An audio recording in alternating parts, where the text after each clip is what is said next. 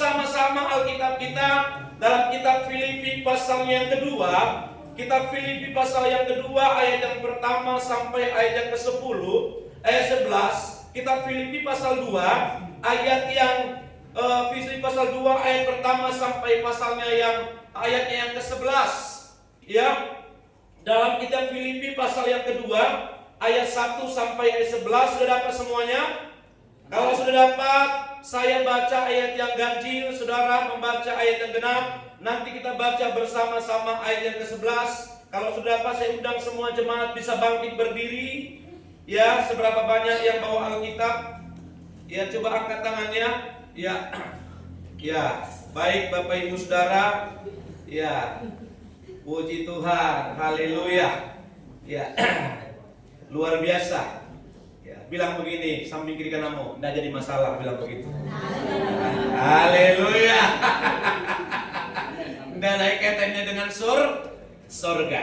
Tetapi yang penting Bapak Ibu bagaimana ketaatanmu. Baik, saya baca ayat yang ganjil, saudara membaca ayat yang genap, nanti kita baca bersama-sama ayat 11. Berikutnya nasihat supaya bersatu dan merendahkan diri seperti Kristus. Jadi karena dalam Kristus ada nasihat, ada penghiburan kasih, ada persekutuan roh, ada kasih mesra dan belas kasihan. Ayat 2.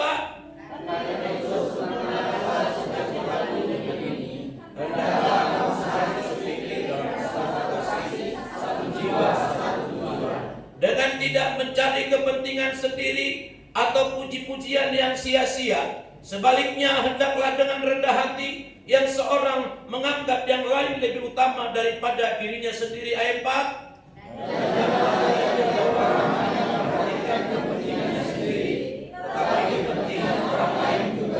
Hendaklah kamu dalam hidupmu bersama menaruh pikiran dan perasaan yang terdapat juga dalam Kristus Yesus. 6.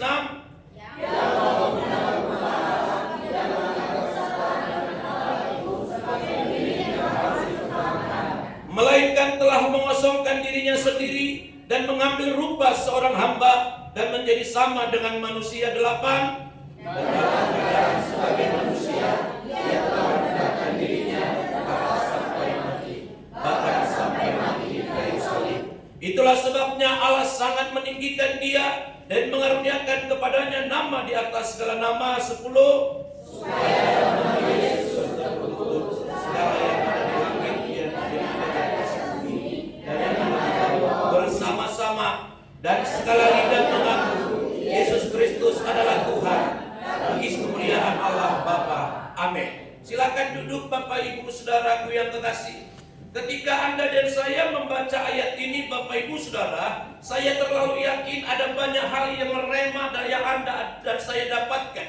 Oleh karena itu saya bagikan hari ini kepada saudara. Perhatikan khususnya ayat 8. Ayat 8 berkata demikian. Dan dalam keadaan sebagai manusia, ia telah merendahkan dirinya dan taat sampai mati, bahkan sampai mati di kayu salib. Sekali lagi Alkitab mencatat, dan dalam keadaan sebagai manusia. Perhatikan Bapak Ibu, bukan sebagai Tuhan, tetapi Alkitab mencatat, dan dalam keadaannya sebagai manusia, ia telah merendahkan dirinya dan taat sampai mati, bahkan sampai mati di kayu salib. Bapak Ibu Saudara, gampang dah Anda dan saya merendahkan diri?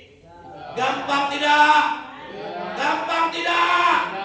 Apalagi ketika Anda sudah dikasih kepercayaan, yang tadinya rumah ngontrak sekarang punya rumah. Yang tadinya bilang saudara, oh Pak Pendeta doakan saya untuk apa Pak Ibu? Supaya punya rumah. Nanti kalau saya punya rumah, rumah saya dijadikan rumah doa. Oh semangat Bapak Gembala. Oh haleluya. Kiranya ibu mendapatkan rumah dan suami kerja keras. Dan akhirnya rumah tangga ini punya rumah dan dibangun dengan gagah, dan bahkan tiangnya seperti tiang Simpson yang pernah dipatahkan itu. Saudara, keramiknya ukuran 4x6, dan itu tidak mudah dicari. Itu biasanya pesannya dari China sana. Saudaraku, keramik sangat luar biasa mantapnya. Bahkan ada akuarium besar di rumah. Dan akhirnya saudaraku, apa yang terjadi? Bu, di rumah ibu ya ibadah MC, ibadah konser. Oh maaf Pak Pendeta, doakan supaya punya rumah. Saudaraku, orang seperti ini sebenarnya bukan merendahkan diri, tetapi meninggikan diri. Dulunya Anda dan saya tidak punya sepeda motor, sekarang sudah punya sepeda motor, betul? Berapa banyak di antara Anda motor yang kau impikan sudah kau dapatkan? Sombong meminta ampun. Haleluya. Bayangkan saudaraku, Anda bertahun-tahun mendoakan, Tuhan berikanlah aku sepeda motor. Saudaraku yang kekasih, sepeda motor yang Anda impikan Tuhan berikan kepadamu. Maka gembala berkata, bro, pinjam sepeda motormu ya. Ngapain? Mau doain orang di sana. Aduh maaf om, gak bisa. Kenapa? Aduh ada urusan om, saya mau perlu pakai. Hati-hati Bapak Ibu Saudara, Anda mampu merendahkan diri? Tidak, Anda menjadi orang yang sombong. Saudaraku, dulu Anda tidak punya sepeda motor, sekarang punya sepeda motor. Sekarang levelnya berbeda, karena gajimu naik, pendapatanmu naik, bisnismu naik, semua serba naik. Harga dirimu pun juga naik, bahkan perutmu juga naik. Biasanya Bapak Ibu Saudara, orang itu semua kelihatan kesuksesannya dari mana? Dari fisiknya. Kalau seorang istri Bapak Ibu semakin gemuk, itu berarti suaminya sukses itu. Haleluya. Saudara, ketika pada saya Pak Pendeta doain kami ya, kalau pergi ke gereja jangan kehujanan. Maka Bapak Ibu, si gembala berjuang mendoakan jemaatnya. Ya Bapak, kiranya Bapak Sila itu karena anaknya 8, nggak muat sepeda motor, NMAX pun nggak muat. Tolonglah ya Tuhan, supaya Bapak Sila itu supaya mendapatkan mobil, kiranya berikanlah dia mobil. Maka Bapak Ibu Saudara, setahun setengah kemudian, maka terdengarlah berita, Pak Pendeta ngapain? Ada syukuran di rumah Pak. Syukuran apa? Mobil baru. Puji Tuhan. Saudaraku yang kekasih, sebelum mobil setelah diurapi, maka Bapak Ibu 1-2 bulan masih aktif ibadah. 3 bulan kemudian ditanya sama koordinator, sama gembala FC. Saya tanya, mana anggotamu? Aduh Pak, teleponnya tidak aktif. Setelah saya tanya kembali, kemana Pak minggu yang lalu? Aduh kami jalan-jalan. Betapa gampangnya mulutmu mengatakan kau jalan-jalan. Dulu kau bilang supaya bisa melayani, dulu kau bilang supaya bisa keluargamu untuk datang beribadah. Saya mau katakan, Anda merendahkan diri atau sombong? Anda merendahkan diri atau sombong? Lihat kiri kananmu, kau gitu dah, bilang begitu sama saya. Saudaraku yang kekasih, lihat kebenaran firman Tuhan ini. Dan dalam keadaan sebagai manusia, ia telah merendahkan dirinya dan taat sampai mati, bahkan sampai mati di kayu salib. Ini bukan hal yang mudah. Ini bukan berbicara keilahiannya, ini bukan berbicara ketuhanannya, ini berbicara dia manusia. Kalau dicubit itu sakit, kalau kena terik matahari itu panas, kalau kena hujan dia basah, kalau dibakar ia terbakar. Saudaraku yang kasih, dan hari ini saya mau menyampaikan kepada saudara, tema kita dalam minggu ini, minggu yang keberapa ini? Minggu ketiga ini Bapak Ibu, tema kita adalah taat dan setia. Katakan bersama-sama, taat dan setia. Menjadi seorang murid Bapak Ibu bukanlah hal yang gampang untuk menjadi taat dan setia. Orang yang berpacaran saja gampang dah untuk taat dan setia. Gampang tidak?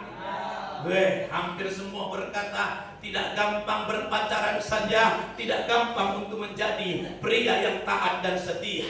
Menjadi wanita tidak gampang untuk taat dan setia. Itu masih berbicara apa? Berpacaran. Apalagi sudah berumah tangga. Dan ketika Anda sudah berumah tangga, gampang dan taat dan setia? Gampang tidak? Gampang tidak? Biasanya Bapak Ibu, kalau belum punya apa-apa itu masih gampang taat dan setia. Tapi kalau sudah punya apa-apa Bapak Ibu Saudara, istri biasanya minta, katakan begini, Pak antar dulu saya ke pasar, jalan sendiri.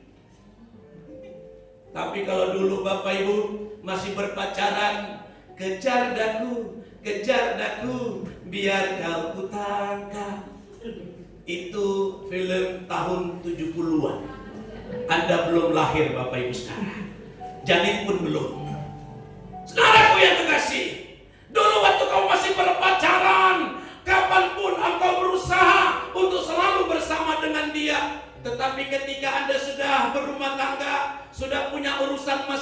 masing-masing, istri minta tolong antarkan, maka Anda dan saya lebih banyak keberatannya daripada tidak keberatannya. Karena masing-masing sudah punya urusan masing-masing, sudah punya hobi masing-masing, sudah punya kemauan masing-masing. Jadi Bapak Ibu Saudara, untuk menjadi orang yang taat dan setia itu tidak gampang.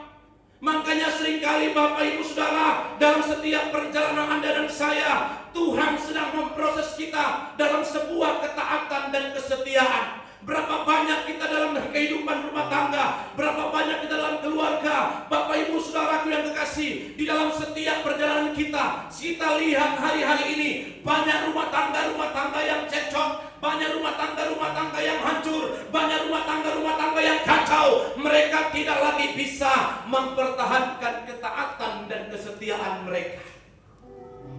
Lihat gambaran yang Tuhan Yesus kasih, bahwa Yesus Bapak Ibu Saudara, Dia sebagai manusia, Dia telah merendahkan dirinya dan taat sampai mati, bahkan sampai mati di kayu salib. Saya mau bertanya kepada saudara, bisakah Dia menghindar dari salib? Bisakah Dia lari dari salib? Bisakah Dia lari dari penderitaan? Sangat dan sangat bisa. Tetapi untuk menggenapi kebenaran firman Allah, untuk supaya Anda dan saya hidup, maka Bapak Ibu, Ia merendahkan dirinya serendah-rendahnya dan mengosongkan dirinya, dan tidak Bapak Ibu, dan dikatakan dalam Alkitab, Dia telah merendahkan dirinya dan taat sampai mati, bahkan sampai mati di kayu salib.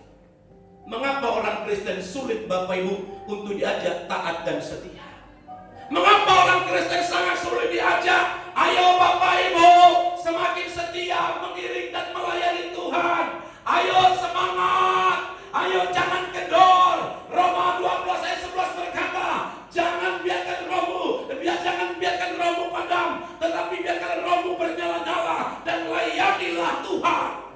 Saudara, mempertahankan ketaatan dan kesetiaan itu bukan hal yang gampang. Mengapa? Karena Anda dan saya masih punya daging, ada rasa dan ada keinginan, ada emosi, ada kemarahan, ada ego yang sedang melekat dalam dirimu. Sehingga Bapak Ibu Saudara, untuk belajar yang namanya taat dan setia itu bukan hal yang gampang, bukan hal yang mudah. Tetapi saya mau katakan kepada saudara, ingatlah perjalananmu, ingatlah sampai hari ini siapa Anda, dan hari ini ada sampai kepada puncak hari ini. Itu bukan karena kehebatanmu, itu bukan karena kemampuanmu, itu bukan karena kekuatanmu, itu semua karena kemurahan Tuhan dalam hidup. Makanya ada lagu berkata begini, coba yang si WL tadi sambil, ketika engkau berdiri, ketika engkau berjalan, renungkanlah, kalau engkau sampai pada titik ini, itu karena kemurahan dan kehebatan Tuhan. Tak ada yang patut kau banggakan dari tingkat pencapaianmu, tidak ada yang patut kau banggakan dari kesuksesanmu, karena semuanya ketika engkau menutup mata, engkau berangkat dan pulang, hanya tinggal kau pakai jas. Itu pun kalau jas baru, itu pun kalau sepatu baru. Mungkin istrimu bilang, sudahlah, ngapain jas baru, udahlah jas yang lama aja. Sayang jas baru, orang sudah mati juga, nanti juga dimakan sasing. Itu kalau orang Batak. Saudaraku yang terkasih, apa yang kau bawa pulang? Kau kerja keras siang dan malam. Saya hari-hari ini pulang subuh Bapak Ibu Saudara. Memang beberapa hari ini saya tepar. Saya capek luar biasa, dan puji Tuhan, saya paksakan diri saya. Saya katakan sekali, saya paksakan diri saya untuk tidak bermalas-malasan dalam keadaan kelemahan fisik saya. Karena ada banyak hal yang harus dikerjakan. Saya sering pulang subuh, saudara kasih, dari luar kota pulang subuh, luar kota pulang subuh. Memang jam tidurnya sangat kurang. Tetapi Bapak Ibu Saudara tidak mengurangi semangat saya. Bahkan beberapa hari yang lalu sudah ada gejala flu dan mulai ada aroma-aroma alam yang tidak enak di hidung Bapak Ibu Saudara. Penciuman-penciuman dan rasa sudah mulai hampir hilang. Tapi bukan COVID Bapak Ibu Saudara. Tetapi saya paksakan diri saya, makanya lebih kurang hampir 1,5 minggu saya bawa itu tumbler ini, saudara, itu isinya air hangat. Dan saya memang paling anti dengan air es, tapi saya mencoba meminum air es. Akhirnya Bapak Ibu, ya beginilah hasilnya. Karena saya lihat teman saya menikmati air es itu dan sudah terlanjur dibuat, ya saya minum juga Bapak Ibu saudara. Dan saya membiasakan diri minum air hangat, dan itu isinya air hangat Bapak Ibu saudara. Dan ketika saya minum, saya sekarang keringatan, padahal AC-nya kiri kanan ada 2. Saudara, saya mau katakan seperti ini. Saya memikirkan ketika saya pulang subuh dan saya, Bapak Ibu, kurang jam tidur, tetapi saya merenung, saudaraku yang kasih, saya tidak boleh kehidupan saya kurang dengan Tuhan. Sesibuk apapun saya, hubunganku dengan Tuhanku harus lebih utama dan terutama dalam hidup. Ada amin sebelah kanan saya, ada amin sebelah kiri saya. Karena aku tahu aku tidak bisa hidup tanpa Tuhan. Aku tahu Bapak Ibu, aku boleh bisa tampil, aku tahu aku boleh bisa melakukan dan A dan B, tetapi saya mau katakan semuanya terbatas. Oleh karena itu Bapak Ibu, saya selalu merenung dalam perjalanan saya. Terkadang air mata ini menetes. Oscar yang nyetir, dia yang capek, saya yang nangis. Bapak Ibu saudara, kenapa saya menangis? Saya sangat kagum dengan Tuhan saya. Saya selalu berkata begini, walaupun di tengah sebuah masalah, Tuhan terlalu baik Engkau Tuhan. Makanya lagu, dengan apa aku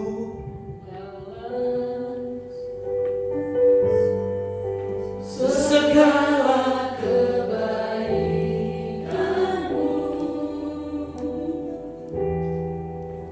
segenap hatiku menyembahmu Yesus. Ku bersyukur padamu. Dengan apakah Tuhan, dengan apakah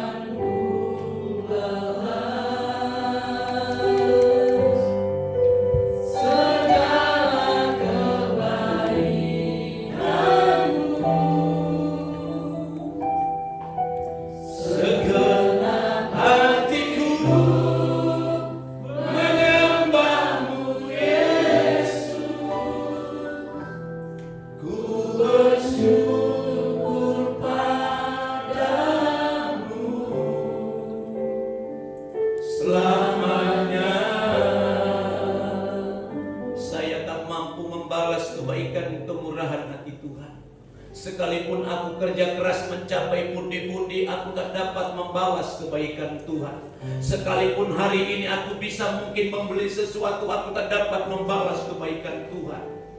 Bahkan yang terakhir, ketika pun aku mencapai apa yang aku inginkan, satu kelak mata ini terpejam dan tidak bisa dibuka lagi. Tidak ada yang kau bawa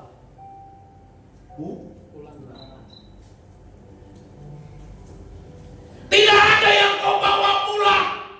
Makanya untuk Anda bisa tahan dan setia, ingatlah yang pertama, ingatlah hari kematianmu.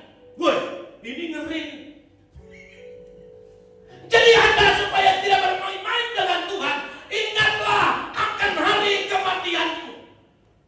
Yang kau tidak pernah tahu kapan akan berakhir. Kapan nafas ini Bapak Ibu berhenti. Siapa yang tahu kapan dia mati? Ada?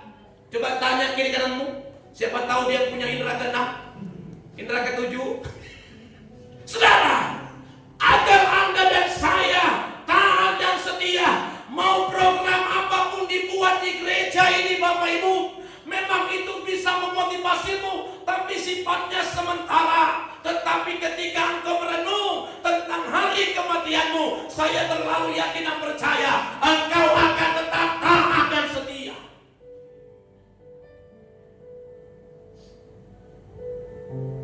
Kami ngobrol-ngobrol dengan Ibu Gembala. Ibu kalau sudah katakan kepada saya, Pi, kalau saya duluan, kuburkan saya di Jawa. Loh, itu harus Anda siapkan. Jangan nanti Bapak pas sudah innalillahi wa inna ilaihi raji'un. Di mana nih? Di mana nih? Mau dikubur di mana? Karena kematian itu hal yang pasti. Betul? Betul? Tuhan tidak pernah memandang tua maupun muda. Siapkan segala sesuatunya. Karena Bapak Ibu, tidak engkau pernah tahu kapan engkau berakhir. Masih di sini tertawa-tawa. Kamu luar biasa tadi musik dulu. Kamu keren. Wah, kamu the best.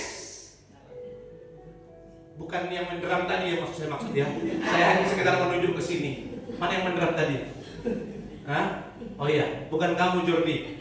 Kamu jangan takut nanti kamu basah roh lagi pulang kamu. Di tangga kamu hiral apa sandak tengking dalam nama Yesus. Saudara, tidak perlu tengking.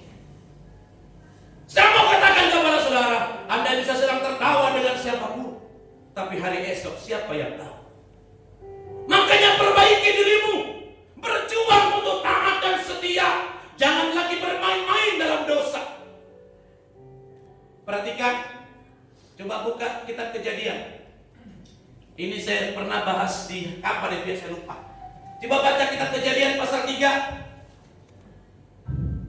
Kejadian pasal 3. Ya, Charles, kamu baca, kamu berdiri, perikopnya saja. Kejadian pasal 3, apa judulnya di situ? Baca keras. Manusia jatuh dalam dosa. Manusia jatuh dalam dosa. Saudaraku yang kasih, kitab Kejadian pasal 3 ketika Anda baca perikopnya adalah manusia jatuh dalam dosa. Dan ketika Anda baca kalimat firman Allah selanjutnya, maka Allah berkata, di manakah engkau Adam? Saudaraku yang kekasih, ketika Adam dan Hawa jatuh dalam dosa, artinya mereka terhilang dari Allah.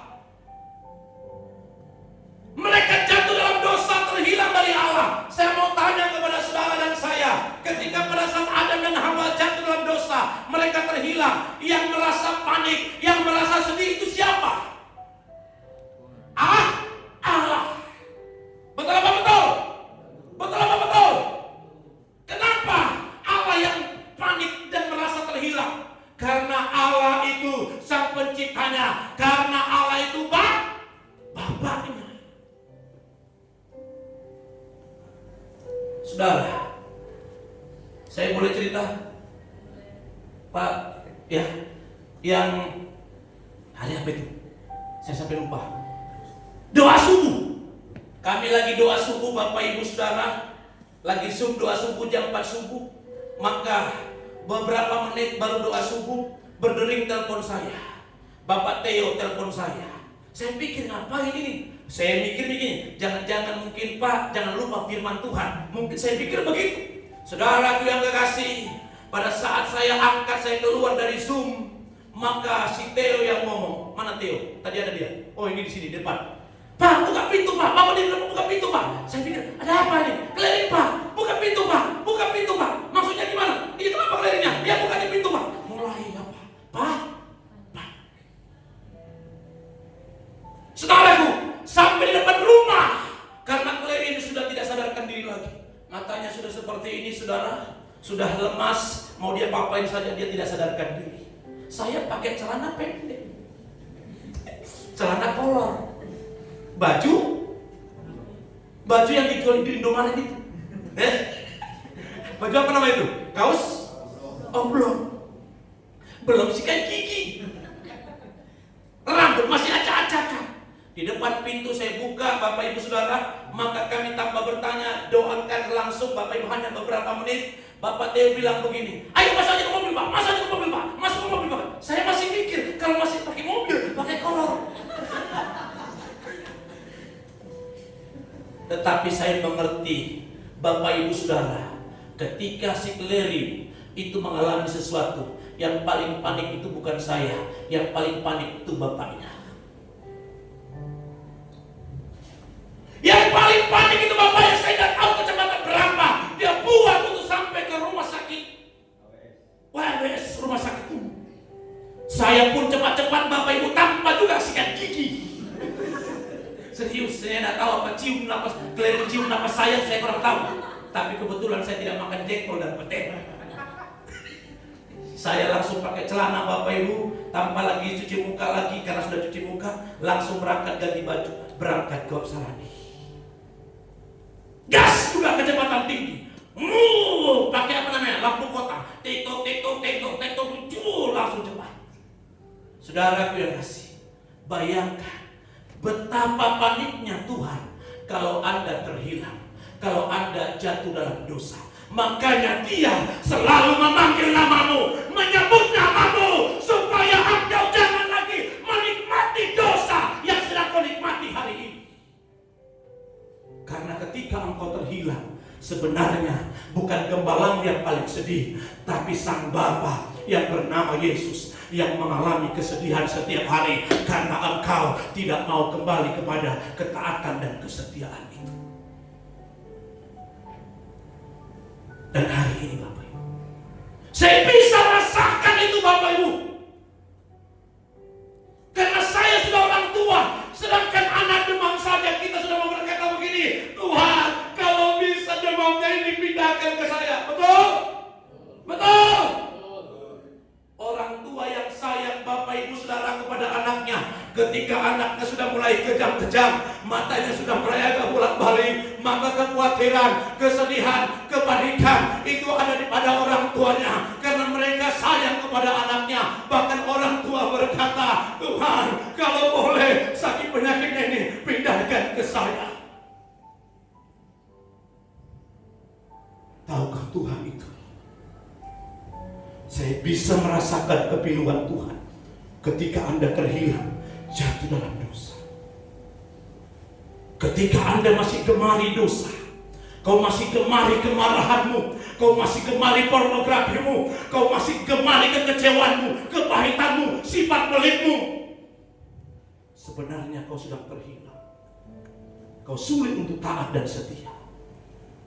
Dan hari ini, Bapak Ibu Saudara, salah satu untuk engkau bisa untuk kembali taat dan setia, ingatlah bahwa engkau hanya sementara di muka bumi. Esok belum tentu kita ada. Jangan biarkan Bapak Ibu kepulanganmu suatu kelak. Memang Bapak Ibu kau bisa saja jadi seorang pejabat hebat. Kau terkenal karena engkau sudah anggota dewan, kau sudah menjadi orang pengacara terkenal. Maka Bapak Ibu semua orang datang berbondong-bondong untuk datang dalam ibadah penghiburanmu. Pada saat kematianmu, orang datang mengantarkanmu ke tanah merah sana, sampai jalan pun macet gara-gara kematianmu.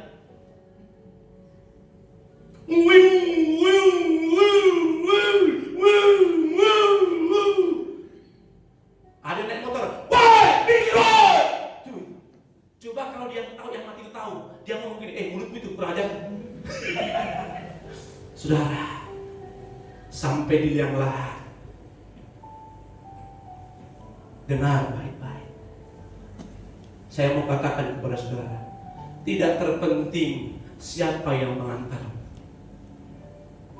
tetapi yang terpenting adalah dalam kematianmu siapa yang menjemput. Berapa banyak orang yang bisa mengantarmu dengan mobil mewah, tapi kalau bukan Tuhan yang menjemputmu, maka sia-sialah semua apa yang dibuat oleh teman sahabatmu kepadamu. Pulangkanlah dirimu kepada Penciptamu dalam ketaatan dan kesetiaan. Mengiringmu seumur hidupmu, masuk dalam rencanamu Bapa. Pikiranku, kehendakku, ku serahkan padamu. Harapanku hanya di dalam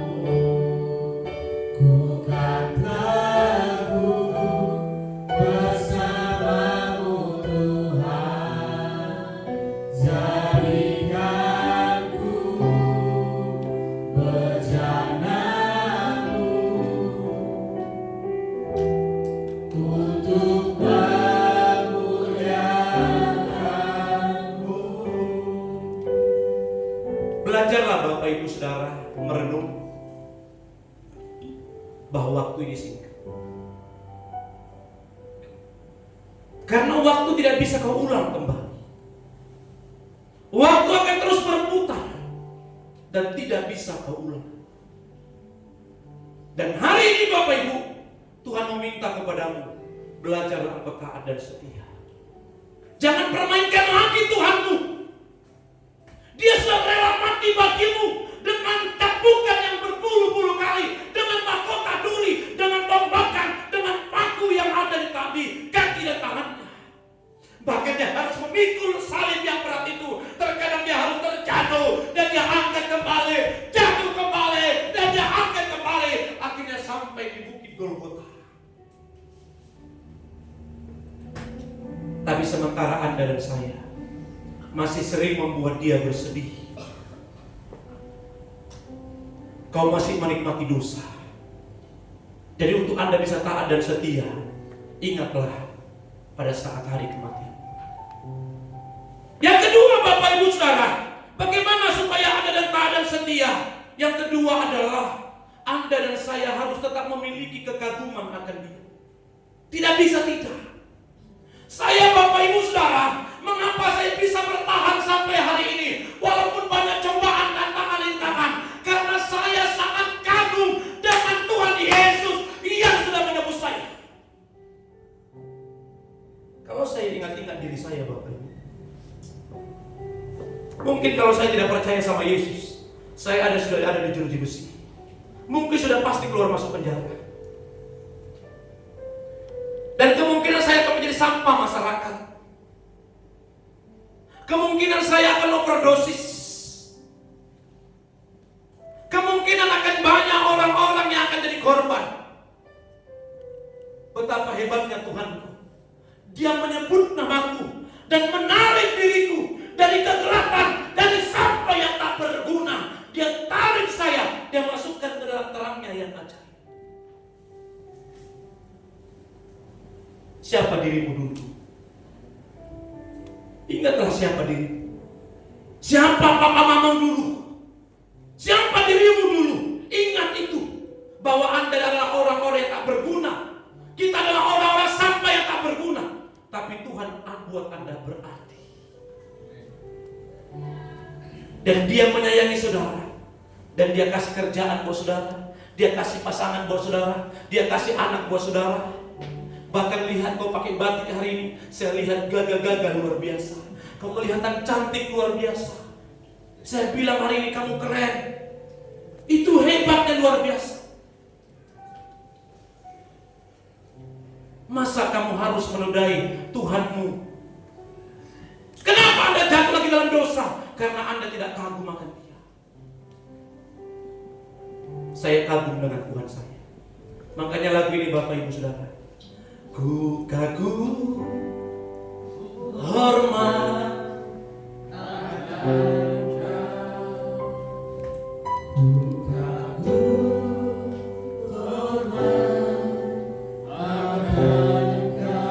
stop.